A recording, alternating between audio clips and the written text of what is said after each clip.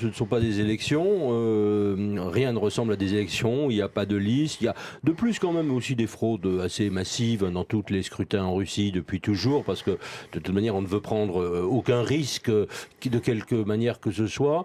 Il faut aussi que cela apparaisse comme un plébiscite, alors il y aura toujours quelques candidats fantoches du système pour la forme, mais tout ceci n'a strictement aucun sens. Je pense d'ailleurs qu'il serait bon qu'il n'y ait aucune forme de reconnaissance officielle de la part d'ailleurs des démocraties de l'élection de Poutine, que tout le monde dise assez clairement. D'ailleurs, Gabriel Attal y a fait allusion hier dans son discours à l'Assemblée nationale. Il dit oui, élection, il a levé les yeux au ciel en disant il y a beaucoup de guillemets, il avait évidemment totalement raison.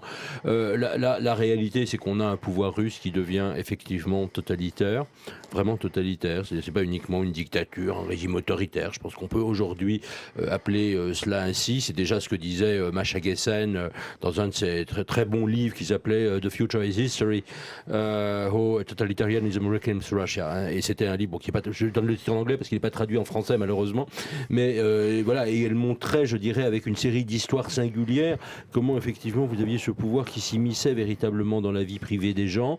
On voit effectivement cette répression. On a vu l'assassinat de Navalny, parce qu'il faut l'appeler comme pour appeler les choses par leur nom. Mais derrière, on voit une chasse aussi à l'ensemble des dissidents, tous ceux d'ailleurs qui ont très courageusement assisté aux obsèques de Navalny, notamment à Moscou. Eh bien, ils sont également pourchassés parce que vous avez des caméras de surveillance et donc ces gens vont être inquiétés. Alors, ça ne veut pas dire qu'ils vont rester longtemps en prison, non, mais après, ils vont rencontrer une série de problèmes. Si par exemple, pour leurs filles, petites filles vont demander un accès à une crèche, si deux enfants plus âgés vont devoir s'inscrire à l'école ou à l'université, où il y a la personne en question, ou sa femme ou son mari, ou qui va perdre son travail. Enfin, donc on a tous ces petits harcèlements de la vie quotidienne qui sont réguliers, et on sait aussi évidemment que dès que vous avez quelqu'un qui a manifesté son opposition à la guerre de Poutine, guerre d'extermination, soyons clairs, en Ukraine, eh bien là aussi, vous avez arrestation, même quand vous avez des enfants, hein, c'est l'histoire, vous l'avez certainement en tête, enfin les uns et les autres ici, cette jeune fille qui avait dessiné un dessin contre la guerre en Ukraine, qui elle a été retirée de ses parents, les parents punis, elle-même placée en maison de redressement, etc. Voilà, vous avez évidemment tous ces enfants ukrainiens aussi déportés en Russie, auxquels on essaye d'inculquer l'amour de leur patrie qui n'est pas leur patrie, c'est-à-dire de la Russie, les enfants militarisés, des écoles qui apprennent le maniement d'armes, qui ont dit vraiment le plus bel avenir que vous puissiez avoir, c'est de mourir pour évidemment défendre soi-disant la sainte patrie. Donc c'est ça la réalité de cette société. Une société, je terminerai là-dessus, qui est peut-être marquée sur le signe de l'absence de futur. C'est-à-dire que c'est ça aussi qui est dramatique, avec Poutine qui sera réélu pour 6 ans, qui sera peut-être encore en place en 2036. Ça dépend de je ne sais beaucoup de choses, hein, puisqu'il peut rester, Sylvie l'a rappelé tout à l'heure, jusqu'en 2036. Eh bien, quel est le futur que l'on promet à ces Russes? C'est ça qui est dramatique. C'est qu'il n'y a pas d'espoir, aucun espoir. L'espoir est barré, mais depuis très longtemps, parce que les gens fuient. Moi, j'ai enseigné là-bas entre 2006 et 2008.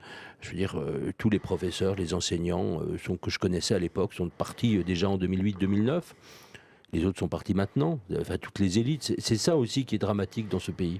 Sylvie Berman, vous étiez la voix de la France à Moscou, donc notamment en 2017. Vous souscrivez aux propos de Nicolas Tenzer, c'est quelque chose que vous voyez, vous aussi? Oui, mais c'est un régime qui s'est radicalisé en réalité, parce qu'en 2018, la logique était un petit peu différente. D'ailleurs, Emmanuel Macron s'y On était avait presque le rendu sentiment que ça 3 allait beaucoup fois. mieux, enfin, Oui, qu'il y avait un réchauffement en tout cas. oui, tout à fait. Mais même avec les Américains, en réalité, bon, c'est vrai que c'était la période Trump et que Trump était assez fasciné par Poutine. C'est son administration qui a veillé à ce que les relations ne soient pas trop proches, en particulier après la rencontre d'Helsinki où Donald Trump avait en fait donné raison à Vladimir Poutine contre ses propres services de sécurité. J'ai assisté aussi à la rencontre de Brégançon quand Emmanuel Macron a obtenu de Poutine qu'il y ait une rencontre en format Normandie, donc sur l'Ukraine, France, Allemagne, Ukraine, Russie, et c'est la première fois que Vladimir Poutine avait accepté de rencontrer Zelensky, qu'il ne prenait pas au téléphone jusqu'à présent et qu'il avait refusé de voir. Il y avait eu quelques avancées, puis ensuite, bon, il y a eu le Covid et la réunion de Berlin ne s'est jamais tenue. Mais l'époque était effectivement moins agressive, moins négative qu'elle n'est aujourd'hui. Aujourd'hui, il n'y a plus d'ouverture. Et quand Nicolas parlait de l'absence d'espoir, c'est la formule qui a été employée par Dimitri Muratov, donc prix Nobel de la paix et directeur de Novaya Gazeta, qui était un journal d'opposition qui a été fermé le jour de déclenchement de la guerre. Il a dit « l'avenir est mort ». Alors, est-ce que l'avenir est mort, de votre point de vue ? Oui, moi je pense que... Alors, dans ma question, qui est peut-être un peu rhétorique, hein, est-ce que tout ceci est allé trop loin pour qu'on puisse espérer que quelque chose... pour qu'on revienne au temps d'avant, finalement?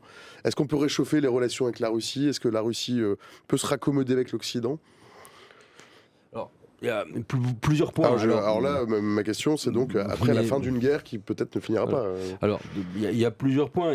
J'ai peut-être une petite différence, effectivement, avec Sylvie sur l'appréciation. Moi, je pense qu'effectivement, pour l'avoir écrit déjà à la fin des années 2000, encore plus, évidemment, après 2014, moi, j'ai toujours dit...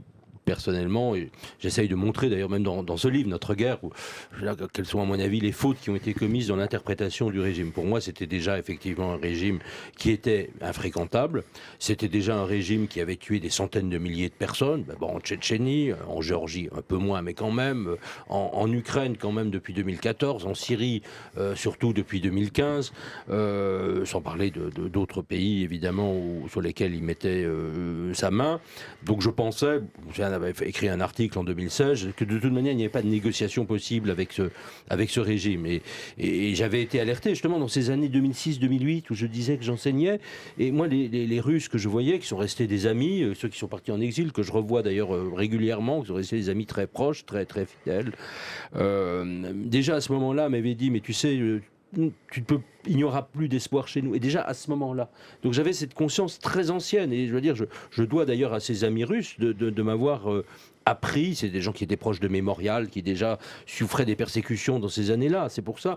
Et qui m'ont dit, mais tu sais, tu n'auras aucun espoir tant qu'il y aura effectivement ce régime. Alors, est-ce qu'il pourrait y avoir un espoir un jour ? Avec un régime comme celui de Poutine, non. Je pense que c'est pour ça, je le dis très clairement, et je suis très heureux que l'autre jour, Emmanuel Macron ait tenu ses propos. Je pense que la Russie doit être défaite. Quand j'écoute ce que disent aussi un certain nombre de mes amis dissidents russes, y compris l'épouse de celui qui reste, à mon avis, le plus grand, et qui est un ami très proche aussi, Vladimir Karamurza, ce que dit aussi Evgenia Karamurza, après ce que disait Vladimir, c'est la seule chance qu'un jour il y ait un avenir en Russie, c'est que la Russie soit totalement défaite en Ukraine, et au-delà. Et que le régime Poutine, mais aussi tous ceux qui sont autour de lui, parce que si c'est pour avoir Poutine être remplacé par un équivalent, ça n'a évidemment aucun sens. La seule rédemption, d'une certaine manière, et la seule ouverture du futur possible, c'est effectivement une défaite totale de la Russie par les armes sur le plan militaire. Et à partir de là, le maintien de sanctions, tant que les criminels n'ont pas été jugés, tant que les dommages de guerre n'ont pas été payés, tant que les enfants ukrainiens ne sont pas revenus dans leur patrie, je pense qu'il faut garder effectivement ces pressions et espérer qu'un jour on assiste à ce processus qui passera aussi par la conscience de la plupart des Russes, comme pour l'Allemagne nazie après 1945. Des crimes abominables, imprescriptibles, crimes de guerre, crimes contre l'humanité, crimes de génocide, crimes d'agression, qui ont été commis par ce régime en leur nom. Et qu'il y ait, au-delà de la culpabilité individuelle, qui sera judiciaire pour les donneurs d'ordre et pour les exécutants de ces crimes, qu'il y ait sur le plan moral ou philosophique une forme de conscience d'une culpabilité collective, pour reprendre les termes du philosophe Karl Jaspers. Et à partir de là, effectivement, on peut imaginer ce processus. Alors, ça prendra 10 ans, 20 ans, 30 ans, 40 ans, je ne sais pas, peut-être que ça n'arrivera jamais. Mais personnellement, je me refuse, parce que je ne crois pas qu'il y ait une sorte d'ADN d'un régime ou d'un pays, qu'il n'y a pas, je pense, d'âme des peuples. je me refuse à considérer que la Russie soit condamnée à la servitude à jamais. Et je pense que c'est aussi pour rendre hommage à tous ceux qui combattent, qui luttent, qui sont emprisonnés ou qui sont en exil. Il ne faut pas, je dirais, dire mais il n'y aura pas de futur à jamais. Non. Je pense qu'un peuple n'est pas condamné, quel qu'il soit, n'est pas condamné à la barbarie, à la sauvagerie et à l'emprisonnement dans une prison totalitaire.